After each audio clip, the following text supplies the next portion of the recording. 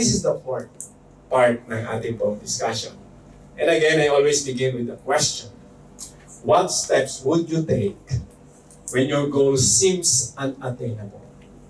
Siguro nabasa niyo po yan. So, every Saturday, noon or afternoon, nagpo-post tayo sa ating FB page.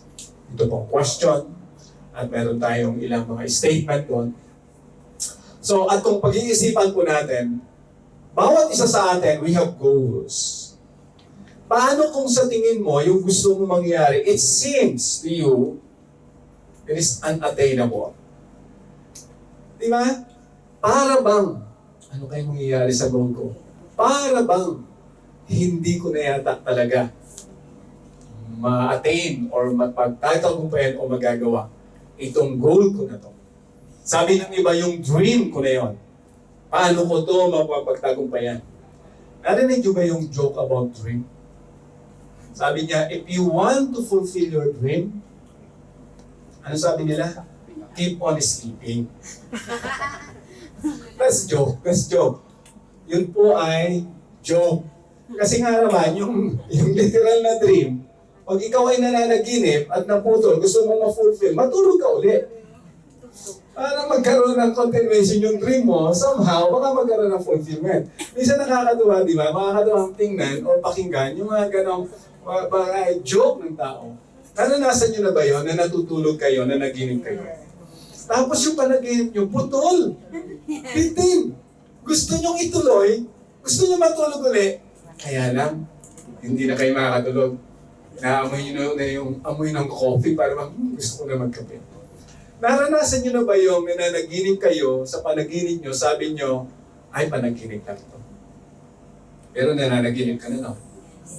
Tapos nagising ka, double dream na yung nangyari sa'yo. Sa panaginip mo, ikaw ay nananaginip. Sinasabi mo sa panaginip mo, panaginip lang to, kinakalang gumising ako. Sa panaginip mo, nagising ka.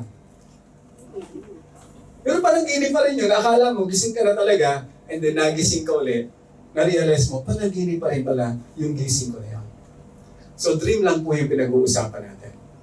Yun ay literal na dream, at may mga desire tayo na magkaroon ng fulfillment.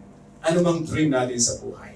Dalhin natin yan sa katotohanan, the truthfulness about our goals and dreams in life.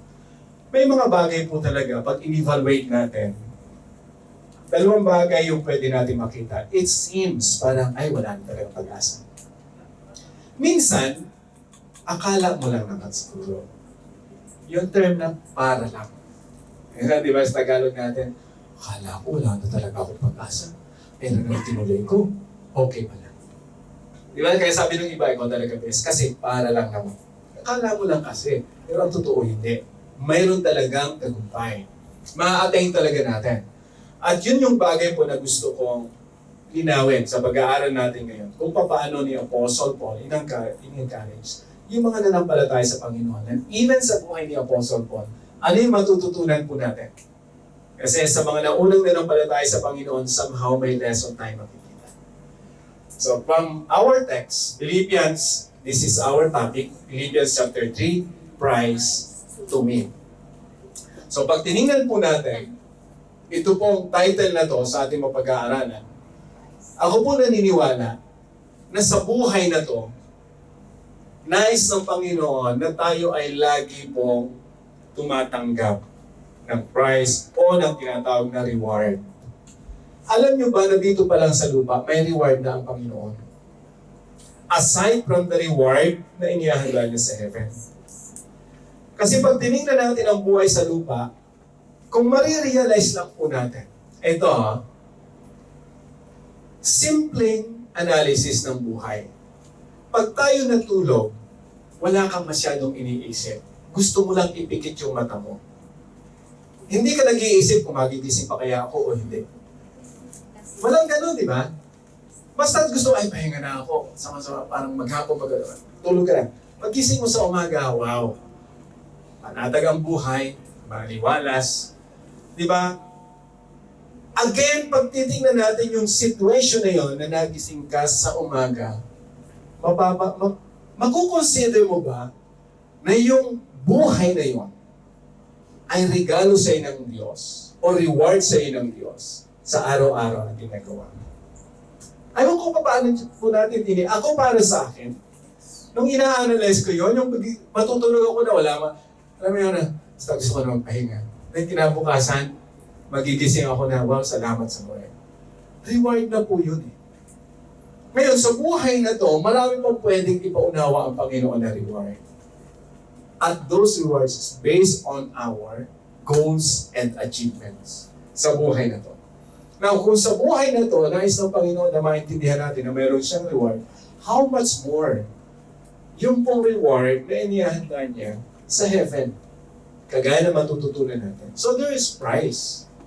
Prize to win. Kaya yun po yung title ng ating mapag-aaralan. And this is the key verse from verse 14 of chapter 3 of Philippians.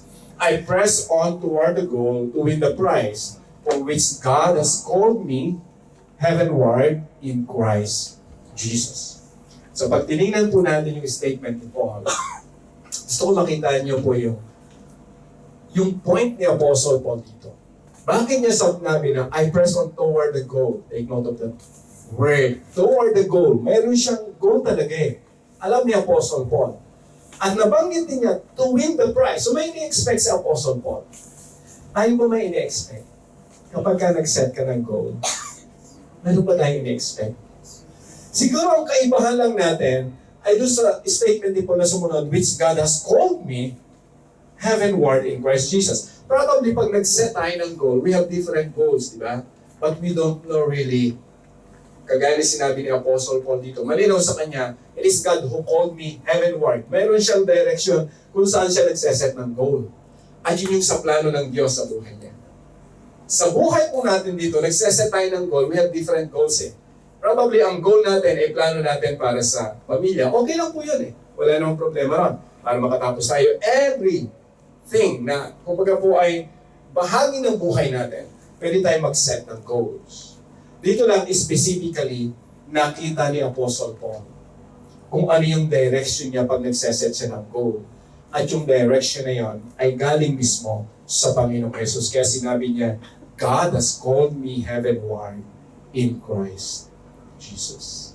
If there's one statement or principle and truth na gusto ko po na matandaan nyo sa ating pag-aaral from this chapter 3 of Philippians is this. The prize can be won if our goal is aligned with Christ's call. The prize can be won if our goal is aligned with Christ's call. Mapapansin niyo po yung statement ko niyan, that is conditional. Nilagay ko yung term na if. So maraming prize which is, masasabi natin, winnable. Ibig sabihin, pwede mong makamit. Di ba halos lahat naman yata eh. Pag halimbawa, lahat, siguro balikan ko lang. Nung ating Amazing Grace, mayroong prize na winnable. Nag-set tayo. Pero ilan lang yung nanalo, di ba? So lahat naka-receive ng medal. Pero yung first, second, and third, mayroon lang talagang nakaalat doon. So pag tinignan po natin, kaya ko nilagay yung if, kasi sa buhay na to, we need to evaluate our goals. Kung ang pag-uusapan ay buhay patungkol sa Diyos, kung ang pag-uusapan ay tagumpay sa mundo na to, we need to evaluate our goals. Is it aligned with Christ's call? Probably ang tanong ng iba, Pastor, ano ba yung Christ's call? Hindi ko maintindihan. So titingnan po natin, una muna kay Paul, kung paano niya to pinaunawa. At tingnan din natin sa buhay natin ngayon. Applicable ba ito sinasabi ni Paul sa Philippians sa panahon natin ngayon? Yes, of course. Very applicable po. Now, remember that statement, a prize can be won. Pwede po nating mapagtagumpayan, pwede nating mapanalunan, pwede tayong tumanggap ng reward ng prize na yon with this condition. If our goal is aligned with Christ's call. So, simulan natin yung sinabi ni Paul sa verse 1 to 2. Chapter 3. Sabi ni Paul, not that I have already obtained all this or have already arrived at my goal, but I press on to take hold of that for which Christ Jesus took hold of me. Pansinin natin yung statement dito ni Paul. Kung babalikan natin last week sa mga narito po, sa chapter 3, beginning from verse 1 to 11, nakita natin kung paano ni Paul pinaunawa. Naintindihan sa kanyang sarili. At sa mga, kumbaga po ay Philippians, yung kahalagahan ng knowing Christ. Kaya sabi ko nga, knowing Jesus more deeply. So kung ano yung pagkakilala sa Panginoong Jesus, kung ano yung kahalagahan nun. At sabi nga ni Apostle Paul sa kanyang sarili, gusto ko na makihati doon sa naranasan ng Panginoong Jesus, either suffering, the resurrection, di ba? Nakita ni Apostle Paul yon, yung humanity ni Jesus. Paano si Lord naghirap? Paano ang Panginoon naglingkod sa Ama? At paano siya? Di ba? Naging mapagpakumbaba sa kabila na siya ay Son of God. So, nung makita yun ni Apostle Paul, gusto niyang lubos na makilala ang Panginoong Jesus para someday, alam niya, yung direction niya sa buhay, magkakaroon ng katuparan. Kaya dito sa verse 1 ng chapter 3, sa chapter 3, verse 12, sinabi niya, not that I have already, hindi sa nakamtan ko na lahat. Marami tayong goals para si Apostle Paul, pero hindi sa nakamtan ko na lahat. Hindi dahil nag-arrive na ako ron, but I press on. So ang malinaw sa kanya, si Lord ang naghanda nung bagay na dapat niya marating. Yun yung clear kay Apostle Paul. Now, ano ito sa buhay natin?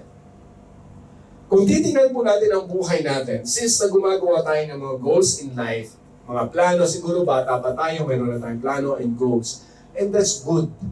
Ngayon nakikilala na natin ang Panginoong Jesus. Maganda na makita natin yung reality na ang Diyos ang nagseset kung ano yung future natin. Nasa Kanya yon. Tutulungan lang niya tayo at tuturuan na makita yon. Let me clarify and let me repeat. Si Lord ang nagseset ng ating future, ng ating goal. Hindi tayo pwede mag-set ng sarili natin kasi we don't know what will happen in the future. The Lord will help us to understand those goals that we need in life. And then from there, He will give us wisdom. What would be our goals? Doon tayo magsisimula. Hindi ko sinasabi na lahat ng pwede nating maipag-pray at maisulat ay mangyayari. Kasi minsan marami ring testing ang Panginoon sa buhay natin. Tuturuan niya tayo kung yung ginagawa ba natin is for our own benefit lang or yung selfish ambition na sinasabi niya sa previous study natin, or we are doing that for the Lord. So doon din ngayon tayo tuturuan. So kay Apostle Paul malinaw yun. Now, pag pinag-usapan po is the term call, gusto ko na magkaroon tayo ng ilang idea po dito. There are types of calling. So, simpleng pangunawa sa pagtawag ng Diyos, nilagay ko lang po dalawa. The term general calling and specific calling. Pag pinag-usapan general calling, lahat ito ay para ito sa lahat. When we say general, halimbawa, as believers of Jesus, we are called to love each other. Hindi ito specific lang na, si Martha lang ang pwede magmahal sa kapwa niya. Si Mary hindi. No. Pag pinag-usapan general calling, lahat po yan, pag nakabasa tayo sa Bible, na nagpapaalala ang Diyos kung ano yung dapat natin gawin, paano tayo susunod sa Kanya, na yun po ay para sa lahat, that is general call. Sharing the love of God to other people is general call. Hindi ito, kumbaga po ay para sa ilan lang. Kaya nung si Lord, halimbawa, sa ating mga aralan, nung sinabi ng Panginoon na, go therefore and make disciples, yung inuutusan niya doon ay hindi lang po mga pastors and apostles and mga leaders ng church. Ang inuutusan ng Panginoon is all the believers. So pag pinag-aralan po natin yung command ng Panginoon na go and make disciples, that's a general call. Walang exemption doon. Lahat ng naniniwala sa Panginoong Hesus, ibig sabihin, ay gagamitin niya para maipahayag ang pagmamahal ng Diyos. That is general call. Sundan natin, but there is a specific call. A specific calling is pertaining to the gift that we have. God has gifted each of us with a specific gift and called us to use it for His glory. Itong malinaw ito dapat. When we say specific, iba yung, sa setup halimbawa ng company, iba yung director, sa manager, sa supervisor, di ba? Sa mga worker, iba-iba yun. That is a specific calling, a specific assignment. So church, mayroon din tayong specific calling. Mayroong nagtuturo, di ba? Mayroong nagpapakanta, mayroong tumutugtog, mayroong sumasayaw, may nag-usher, may nag-encourage. Specific yung ginagampanan natin. Hindi lahat ay mayroong kakayanan na umawit. Hindi lahat ay mayroong kakayanan na tumugtog. That is a specific calling. Kung sino lang yung binigyan, yun yung pwedeng magamit sa kanya ng Diyos. Kung wala sa iyong binigay, hindi ka paghahanapan ng Diyos. In short, kung wala ka nun, huwag kang gagawa ng goal. Kung hindi naman related doon sa calling mo. Nakuha natin? Halimbawa, wala ka, ito example lang. Kung wala ka talagang gift, for example, sa pagtuturo, di ba? Kahit anong gawin mo, wala talaga. So, huwag kang na mag-aksaya ng oras na, di ba, na gumawa ng isang bagay na gusto ko magturo, ganito. Pero talagang, kung hindi talaga yun, yung line mo, kinakailangan matanggap mo yun. Hindi talaga ako called to teach. Probably to encourage is good. Kasi give ang teaching eh. Di ba? Malimit yung ginagamit, for example, kung hindi talaga gift natin, for example, yung umawit. So, hindi talaga tayo dapat mag-ubos ng oras doon sa portion na yun. Kasi maaaring hindi tayo maging matagumpay. Kung hindi mo gift ang magluto, ay huwag mo nang pag-aksaya ng panahon nyo kasi hindi ka talaga binigyan ng ganong kakayanan. Simpleng luto, okay lang. Pero pag pinag-usapan ng gift, yun yung point ko na gusto makita natin when we say a specific calling. So I hope mag-get niyo hindi ko sinasabi na kung hindi ka marunong magluto, huwag ka na magluto. That's not my point, no? Kahit hindi tayo marunong magluto tayo dahil kung ikaw na naman sa buhay, sino magluluto para sa iyo? Ang point ko lang is the specific calling. Para na sa ganon, pag nag-set ka ng goal, kung ano yung gusto mong ma-achieve, dapat alam mo, okay, this is the direction that God has given me. Nakuha niyo po yung point? So kung ang gift mo na yan, napakahusay mong magluto, i-maximize mo yun. I-maximize mo any specific gift and calling na binigay sa'yo ng Panginoon. Minsan ang problema natin, meron tayong gift at meron tayong calling, pero hindi natin ginagawa. Problema yun. That is a big, big problem. Kasi paano ka magsaset ng goal kung hindi ka naman kikilos? If you want to achieve your dream, keep on sleeping, that is bad. That's not good. Hindi tayo dapat na, di ba? If you want to achieve our dream, wake up. Dapat ganon dapat gising. Dahil ang pangarap sa buhay ay hindi ma-achieve na tayo hindi kumikilos. I think that's the point na gusto ko na muna ma-establish sa atin. Pag pinag-usapan ay calling, kung paano si Paul na intindihan niyang calling, we need to understand also our specific calling. I believe mayroon tayo niyan. And alam niyo yan. Di ba? Alam na alam niyo kung anong binigay sa inyo ng Diyos. Alam na alam niyo kung anong kakayahan man na mayroon kayo. Alam niyo yan. Hindi yan secret sa inyo. Dahil pag sinabi niyo na secret sa inyo yan, ibig sabihin, hindi para sa inyo, or binobola niyo yung sarili niyo. Ganun lang yan eh. So, alam na alam natin. Now, let's continue. I hope matandaan niyo yung term na general call kasi babalikan ko yan later. And the specific calling. Now, tinuloy ni Paul yung kanyang statement sa verse 13, "Brothers and sisters, I do not consider myself yet to have taken hold of it. But one thing I do, forgetting what is behind and straining toward what is ahead." Now, let's clarify, nung sinabi ni Paul na forgetting what is behind. So, ang background na pinag-uusapan natin dito ay yung mga achievement ni Apostle Paul.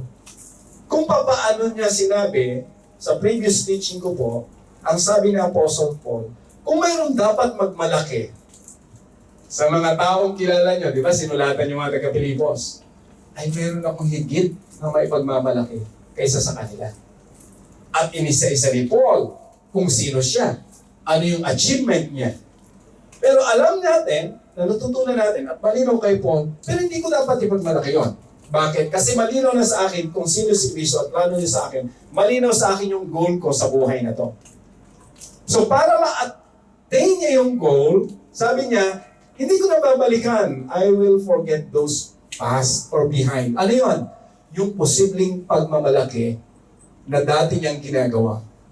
Hindi na ako dapat magmalaki dahil kung magmamalaki ako, that would be the hindrance for me to achieve that goal. Kaya sabi niya, straining toward what is ahead. Ano yung inihanda sa akin ni Kristo? Di ba sabi niya kanina, that Christ called me heavenward. Malinaw kay Apostle Paul na ang aking direction ngayon ay doon sa plano ng Diyos. I will not entertain anymore yung mga tinatawag na confidence in the flesh sa previous preaching ko na sinabi ni Paul. Hindi ko na-entertain yun. Now, in our condition sa buhay natin, the application of this, the word forget, it doesn't mean hindi na mababalik hindi mo na maiisip. Sa dami yata na nangyari sa buhay natin, kung merong, di ba, memory bank na napakahusay at mahirap ma-erase, mahirap ma-delete yung record, that is our brain. Bata ka pa, naka-store na lahat ng experiences mo. No one can delete that. Wala pang technology. Unless mamatay tayo. Pero yung sasabihin mo na, delete, hindi mo na maalala, no. Unless may Alzheimer's. Ayan, wala talaga maalala. Pero as normal, the word forget doesn't mean na hindi mo na maaalala kung ano yung mga nakaraan sa buhay mo. Magiging challenge sa atin.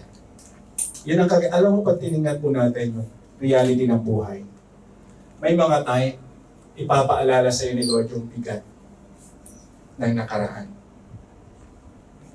Pag tinignan mo yung point ni Apostle Paul, nung sinabi niya, forgetting what is behind, kasama kasi yung testing doon sa memory natin. Pag naalala natin yung past, at hindi natin nakita yung inihanda ng Panginoon, may tendency, may stuck ka doon. Hindi mo ma-achieve yung goal.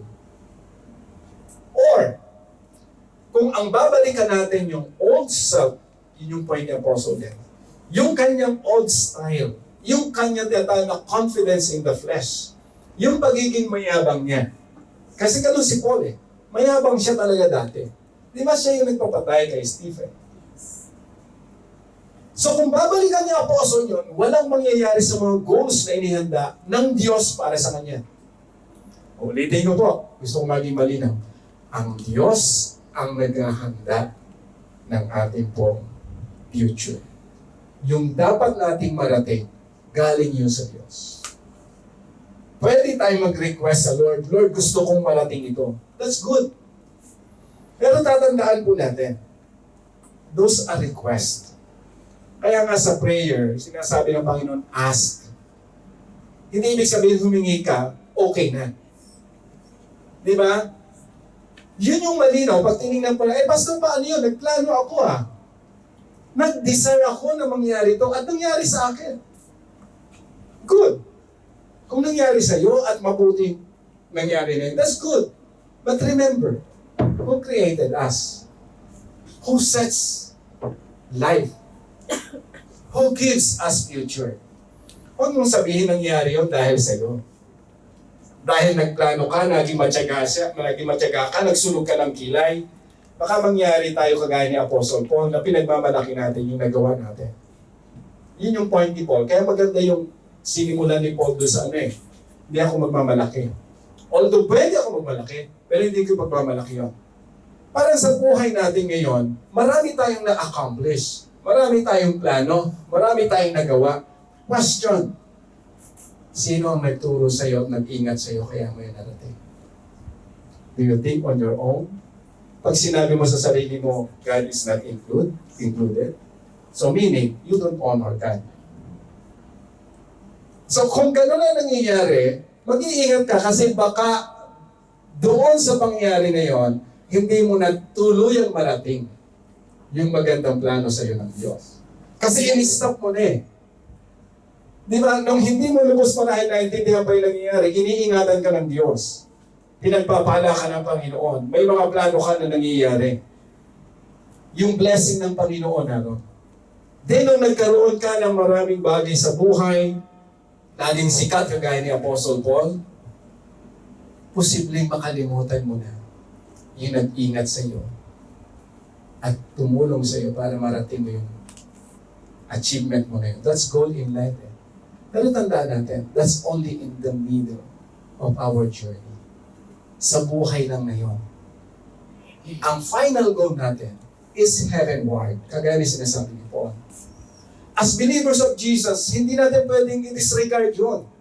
Pag na-disregard sa atin, ang heavenward na pinapoint out ni Paul, na dapat ang main goal natin is sa direction ng Panginoon, we will miss half of your life in this world. Marami kang mamimiss sa plano ng Diyos, kapatid. Kaya malinaw kay Paul kalilimutan ko yun na alam ko naman pwedeng kilalanin ako, pwede ako, may pagmamayabang ako, sabi ni Apostle Paul, pero hindi ko bakit ko kinakalang balikan yun? Hand lang yun sa plano ng Diyos sa akin. Ang titingnan ko, sabi niya, is training forward. Titingnan ko yung plano ng Diyos. Kung ano yung direction niya, yun ang pupuntahan ko. Hindi yung sarili ko direction. Kaya sinabi niya, sa verse 14, yung key verse natin, I press on toward the goal to win the prize for which God has called me heavenward in Christ Jesus. So therefore, hindi natin makakalimutan yung past. Kaya lang tuturuan tayo ng Panginoon to manage it, na hindi tayo maging mayabang, hindi natin sarilinin yun, then ma-honor natin ang Panginoon, Lord, kung mayroon akong ganitong achievement sa ngayon, salamat po. Kung mayroon akong pamilya na ganito, sagana kami, salamat Panginoon. Kung mayroon ako, Lord, ganito, salamat Lord. Kasi doon ka lalo ng Panginoon pagpapalain. You realize that your goal is correct. In line ka sa plano ng Diyos. So huwag mong kalimutan na hindi pa yan yung final goal ng Diyos para sa iyo. Kaya sabi ni Apostle Paul, I press on. Hindi pa tapos Nakakulong na siya niyan. Pwede siyang mamatay anytime. Pero sabi niya sa mga Philippians, I press on. Sa buhay po natin, napakaganda nito. Life principle na pinakita ni Apostle. As believers of Jesus, I hope hindi natin mag-miss yung gusto ng Panginoon na makita natin dito. To win the prize, hindi ibig sabihin after ka dun sa prize. Although naroon na talaga yon. To win that prize, maganda na makita natin yung last statement ni Paul, which God has called me. Dapat hindi ka mag-stop dun sa to win the prize. Pag nag-stop ka sa to win the prize, pwedeng mag-focus ka lang kung ano yung reward. But you don't know who sets for you that goal. And He is God. God has called me heavenward in Christ Jesus. Malinaw kay Paul. Maganda na makita rin po natin. God has called us heavenward. Ibig sabihin, ang direction patungo sa kalooban ng Panginoon Jesus. So kung may mga bagay na mga hindrances sa direction ng Diyos sa buhay mo, anong gagawin mo? Forget it. Kasi alam mo na yun from the past. Ito na naman, babalik na naman. Hindi ko na dapat entertain yan. So meaning yung forget behind is don't entertain anymore. Nayan yan, pero don't entertain. Minsan talaga susubukin ka, inis ka na eh. O minsan gusto mo nang gawin. But don't entertain. Forget it. Continue doon sa plano ng Diyos. Lord, hindi ko na lang balikan to. I will press on toward it. Kaya diba sabi ko po, the prize can be won. Mapagtatagumpayan, mapapanalunan natin eh. If our goal is aligned with Christ's call. Again, saan ka tinawag ng Diyos? Anong mayroon ka? At kumusta yung goal mo based on that specific call? General call and specific call should be coupled pag tayo po ay nag-set ng goals. Pero dapat alam mo kung ano yung para sa'yo at alam mo yung para kay sister o kay dad. Di ba, yun yung point dito. Mananalo at mananalo, mayroon talagang reward na inihanda ang Panginoon. Mahalaga lang makita natin, align ba tayo dun sa pagtawag ng Diyos? O may sarili tayong plano? So kung may sarili tayong plano, don't expect na at the end of your journey, merong reward from the Lord. No. It's very clear sa salita ng Panginoon. May inihanda siyang reward, those who will follow Him. Masakit man tanggapin, but that's the reality. Diba? Pastor, hindi na ako after sa reward. Delikado yan. Review your stand before the Lord. Ibig mo sabihin kaya ka hindi after sa reward kasi ayaw mo nang gawin yung ibang pinapagawa ng Lord. Review it. Ba't mo sasabihin, hindi naman ako pastor after sa reward? Bahala na ako naman. Delikado yan. Bahala na kung ano mangyari. Ibig sabihin, hindi ka na aware sa gusto ng Diyos na mangyari sa buhay mo. Sa pagsunod sa Panginoon.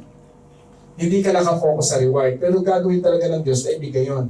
Pero dapat malinaw sa iyo na yung steps mo is in line or aligned with God's call for your life.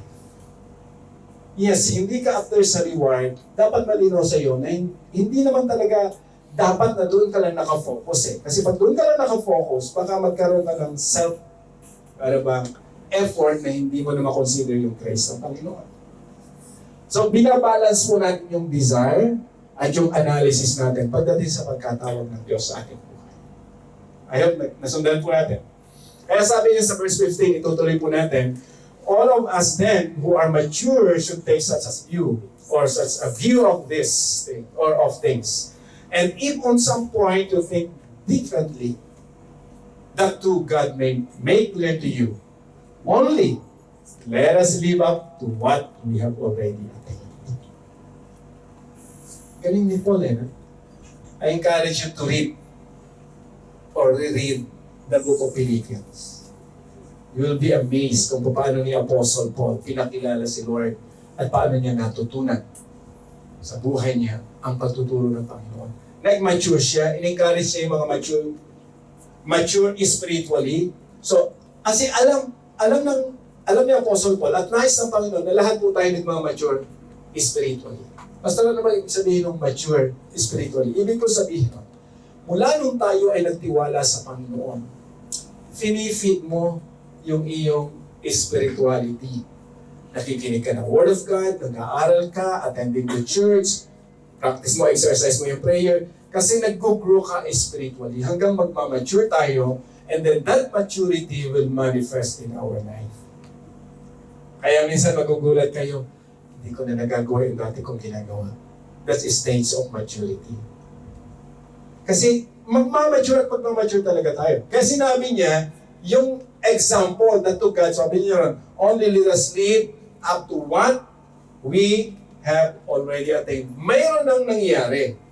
At yung nangyari na yon, ang sinasabi niya na example, join together in following my example. Kasi naroon na siya sa maturity level. At mayroon mga sumusunod sa kanya.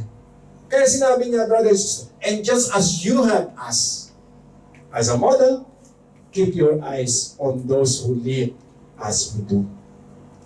For as I have often told you before and now tell you again, even with tears, many live as enemies of the cross of Christ. Medyo nakakalungkot lang sa bandang huli yung sinabi ni Paul. Matapos niya nasabihin ang Word of God, may mga tao pa rin. Siguro talagang hindi nila natanggap yung grace of Jesus, yung grace of the Lord. Kaya namuhay pa rin sila as enemies, ang terminology ni Paul. Enemies of the cross. Ibig sabihin, they don't believe in Jesus, the death and the resurrection of Christ. They don't believe. Though, they hear the word. Kaya dinivert ni Apostle Paul doon sa mga believers, ang titingnan nyo ay yung mga taong nag-practice or gumawa din kagaya ng ginawa namin. Ang linaw. Dahil model nyo kami, you have us as model.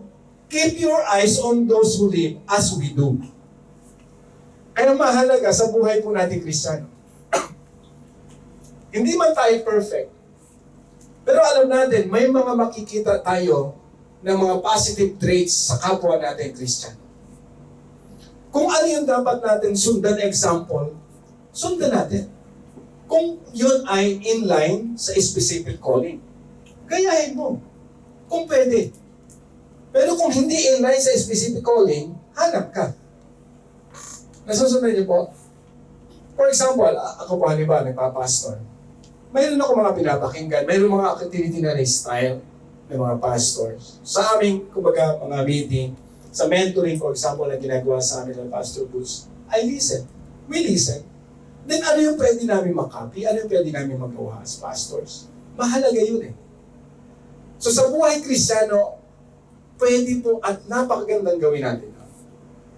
Dapat alam mo lang kung yung sinusundan mo ay patungo rin doon sa pagtawag sa iyo ng Diyos. Kasi may mga nagsasabi rin ng mga Kristiyano, mali din yung style. Kasi nga, hindi naman talaga lahat okay, tama eh. So huwag mo lang tingnan yung mali. Kasi pag tinignan mo pa yung mali, hindi ka makakarating doon sa goal. Ang tingnan mo lang yung tama. Uy, okay yun. Maganda yun. Pwede ko kayang gayahin? Pwede, kasi mayroon din naman akong ganong klase ng calling. Why not? Huwag mong sabihin na, ay, ayaw kong gayahin kasi mayroon siyang mali. Ay, di huwag mong gayahin yung mali. Ang gayahin mo yung tama. Kasi kung ang pag-uusapan, hindi ka gagaya kasi mayroong mali, lahat po may mali eh. Wala kang magagaya. Ayaw nakita, hindi ko sinasabi na parang manggaya lang tayo. Ayaw nakukuha niyo yung point ko na kung paano ni Paul in-encourage yung mga believers, tingnan niyo yung mga tao na tiningnan yung buhay namin, na naging maayos kami at naging maayos sila, gayahin niyo. That's the point ni Apostle Paul dito. So sa ating minsan, panunood ng YouTube, panunood ng preaching, pakikasalamuhan natin sa kapwa Kristiyano natin, ano yung the same calling natin na nakikita mo sa kapwa believers, for example, sa mga leaders. Sa tingin mo, fit sa iyo yun. Kung fit sa iyo, okay. Why not? Gayahin natin. Okay yung kanyang style. Bakit? Wala namang masamang manggaya. Hindi naman copyright yun eh. Di ba? Okay nga yun kasi nga yung term na example or imitation or imitate, yes, I imitate Christ. Okay po yun as long as it will give glory to God. Dapat alam lang po natin na, okay, hindi naman ito idolatry, hindi mo siya na-idolize, kasi pagka-idolatry, pati mali, ginagaya na, no? Hindi mo siya na-idolize. Sinasabi mo lang, okay, yung style niya na yun, pwede ko naman gayahin. Hindi naman masama eh. Diba? So, wala pong problema ron. Ang mahalaga, the purpose is the same. Sabi ni Paul doon sa mga tao hindi nampalataya, their destiny is destruction, their God is their stomach, and their glory is in their shame. Their mind is set on earthly things. But, look at the comparison. Our citizenship is in heaven. And we eagerly await a Savior from there, the Lord Jesus Christ. Let me continue. Sabi niya rin sa sumunod, who, by the power that enables Him to bring everything under His control, will transform our lowly bodies to that they will be like His glorious body. Dito ni Apostle Paul pinaunawa sa bawat nananampalataya sa Panginoon. Parang gusto niya sabihin, mga kapatid, huwag kayong mawala ng pag-asa. Dahil yung ginawa ni Kristo, kung paano na siya nabuhay na muli, at kung paano na lahat ng kapangyarihan ay magpapasakop kay Kristo, everything under His control, subject to Him.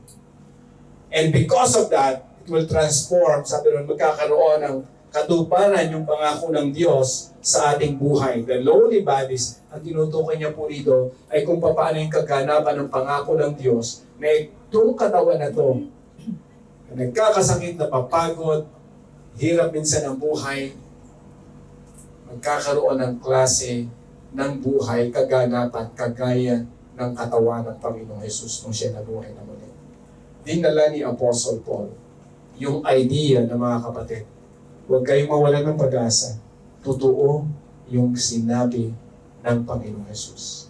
Kasi nung panahon na yun, ang daming hindi naniniwala. Kaya nga sinabi niya, they will become the enemies of the cross of Jesus. Talagang sinisira yung pananampalataya. Kasi sinasabing, hindi totoong namatay si Kristo. Nahimatay lang yon. Tapos nagising uli kasi ginising. O ninakaw ng mga apostol. Nakakatid po kayo ng ating Thursday Bible Study, dinitil ko yung lahat ng yon. Yung mga problema ng time ni Jesus na ang dami mga false teachings. Pero sabi ni Paul, totoo yung nangyari sa Panginoon at in-encourage si mga taga-Delphi. And the same encouragement sa bawat isa po sa atin. It is not easy pag titingnan po natin mabuti yung bagay na naranasan ni Paul at ng mga Philippians. The same thing sa buhay natin. Hindi madali ang buhay Kristiyano. Sabi ko nga, pero masaya ang buhay Kristiyano. Pastor, totoo ba yan? Masaya? Opo. Masaya ang buhay Kristiyano. Kahit umiiyak tayo at nalulungkot, yung joy, yung saya na yon, hindi inaalis ng Panginoon sa puso natin. Kung marirealize lang po natin ang katotohanan sa pangako ng Diyos, kahit umiiyak ka na sa hirap sa buhay na to, the joy is always there. Kasi totoong masaya ang buhay Christian. Ano ka hindi sasaya? Nasa iyo si Kristo. Hindi pa ba sa'yo sapat si Lord? Kaya po masaya ang buhay Kristiyano is because of Jesus. So I encourage you, ano man ang nangyari sa buhay, may problema, tingnan mo si Lord kasi doon ka ni Lord pasasayahin. Lahat po tayo may problema. Sina Apostle Paul, grabe naranasan nila. Diba kaya sabi ko nga po, setting goals is challenging, but finishing them well is rewarding. Diba, magpaplano ka pa lang, hirap na eh. Magseset ka, hindi ka pa nagsisimula yan ha. Magseset ka pa lang ng goal, nagcha-challenge ka na. Ano kayo mangyayari pag ito ginawa ko? Ano kayo mangyayari pag ito ginawa ko? Ano kayo sabihin nila pag ito ginawa ko? Ang dami na kahit mga challenges. Kaya minsan, ibababaan mo na lang yung pen. Ayoko na nga. No, don't stop. Continue. Setting your goals. Challenging yun eh. Kasi pag hindi ka nagsimula, wala kang matatapos. Pag wala ka natapos, wala kang reward. Diba? Ganun lang ang buhay. Pagkamat mahirap talaga sa simula, lahat siguro naranasan natin. Nung simula magtrabaho, ang hirap. Pero nung nasanay ka na, at may salary na, sarap na ng buhay, di ba? Dahil yung pinaghirapan mo, may reward na. Nakapag-save ka na. Nakapagpatayo ng bahay sa Philippines. Sana all. Diba? Nakapagpatapos ng mga anak. Alam mo yung hirap na hinarap mo na ngayon yung reward ni Lord, tinatanggap ko na. Yung sinasabi ko na dito pa lang sa lupa, may reward na sa iyo. Pero dito pa lang yan. How much more yung inihanda sa iyo ng Diyos na reward in heaven? Kung yung iyong direction in goal is toward Him. So pag tinignan po natin, okay, para makatulong, I believe, siguro, majority, alam na alam nyo na to, but somehow it will help. Consider, in setting goals, consider this. Consider SMART. Meaning, specific, manageable, attainable, realistic. You have timetable, and most importantly, you should trust God. Pag ikaw gumagawa ng goal, tanungin mo yung sarili mo, specific. Ano ba itong gusto ko talaga mangyari? Diba? Mahirap kasi yung ano gusto mangyari sa buhay mo, hindi ko nga alam eh. So, paano ngayon? Ewan ko. Specifically, try to identify ano ang gusto mo talaga mangyari. Gusto ko na magpatayo ng bahay. That is specific. Manageable? Yes. Why? Dahil may trabaho ako. Attainable? Yes. Dahil ang kontrata ko, 20 years in Hong Kong. Realistic? Yes. Dahil marami mga construction workers na pwede magtayo at may pera ako. Timetable? Pwede. 5 years from now, nakaipon na ako. Mabibil ko na yung bahay. But lastly, trust. Thank God. Kasi minsan, natapos natin yung goal, we own it without acknowledging the Lord. Mahirap yun. Baka in the middle of your journey, hindi mo alam kung anong mangyari. Because the Lord is not pleased in what you are doing. Because at the end of our setting of goals, pag malinaw sa iyo na ipinagkatiwala mo yan sa Lord, along the way, pag may mga hindrances para magkasala ka, iiwasan mo yun. Kasi alam mo, makakasira sa direction ng Diyos. So at least po that principle, makakatulong hindi lamang sa, kahit po sa ating paglilingkod sa Panginoon, try to review. Pag kayo nagplano, try to review.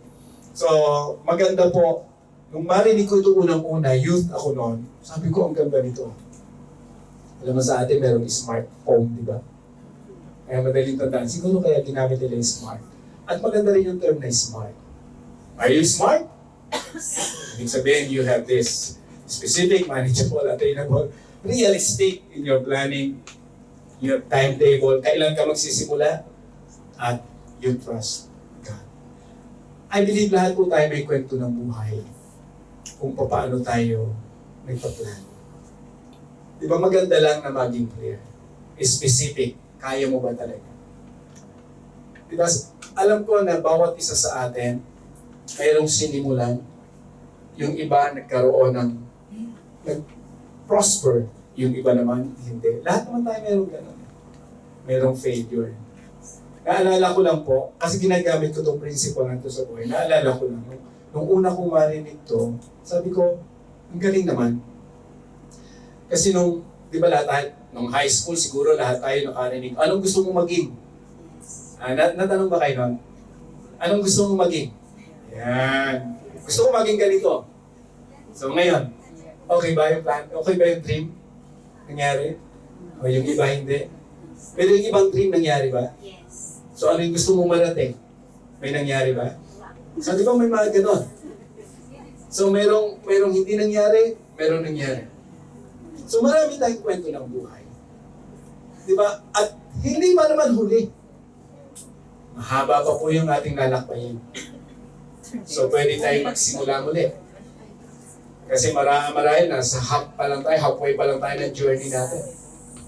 Di ba natin alam kung kailan babalik si Lord? As long na hindi bumabalik ang Panginoon at may buhay pa tayo, keep on. Sabi nga, press on. Kasi pwedeng may magawa ang Panginoon sa buhay natin.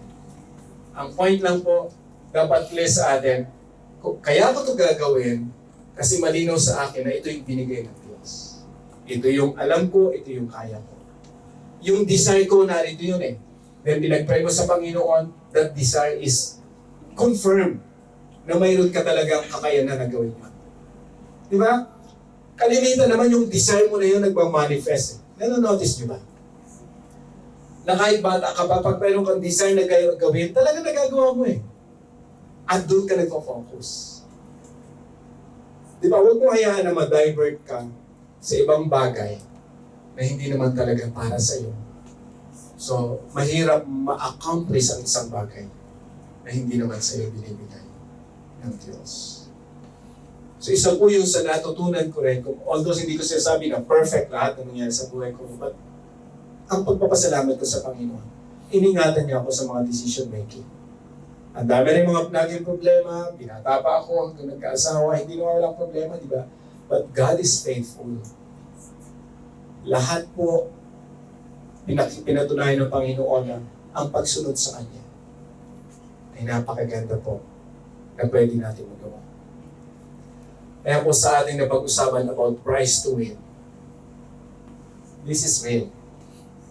Pwede tayong bigyan ng Panginoon ng rewards. But remember the condition. Right?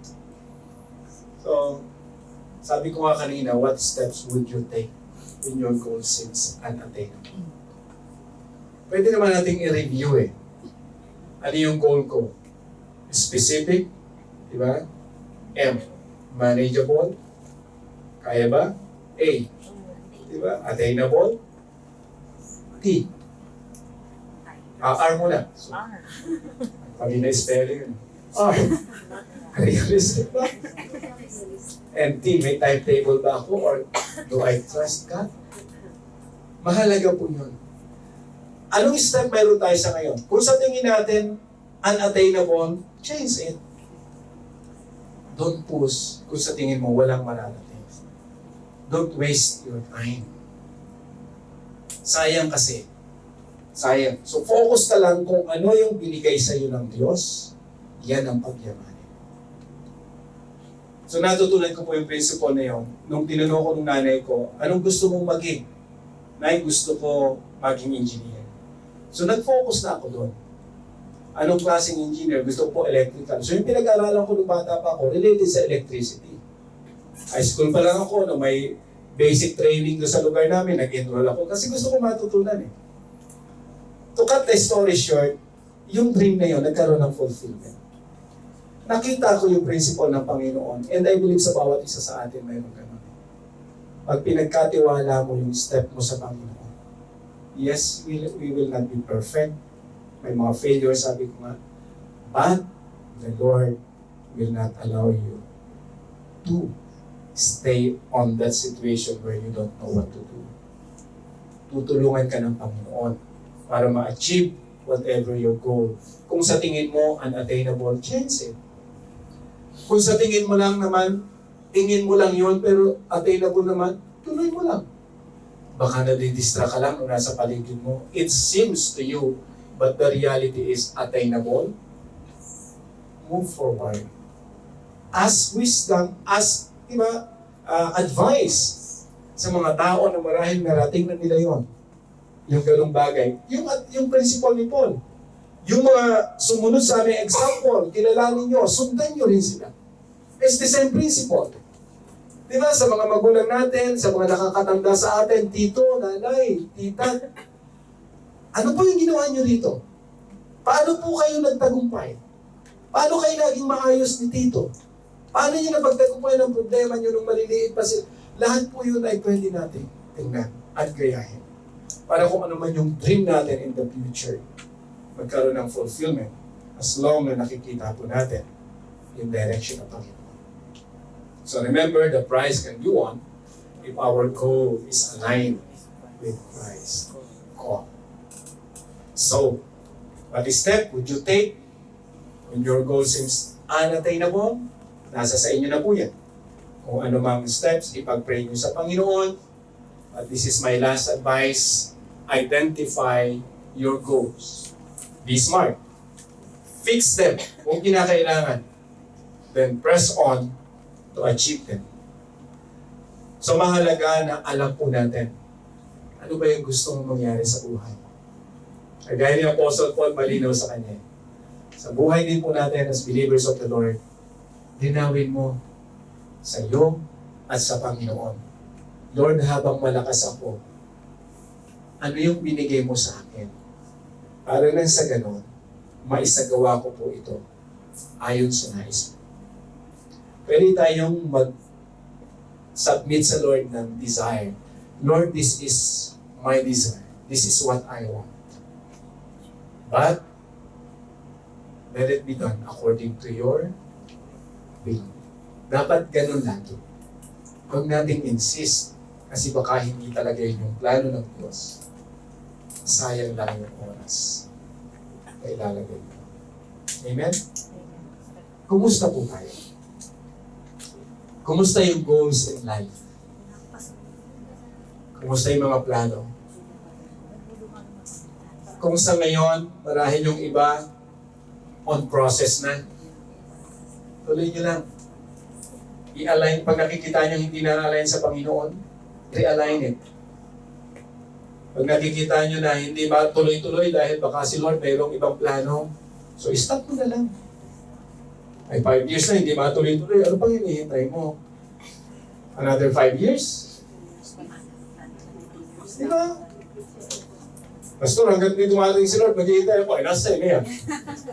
Hindi na wala na akong magagawa yan. Kung yun talaga ay yung pananampalataya sa Panginoon, no one can stop you. But the point is analyzing.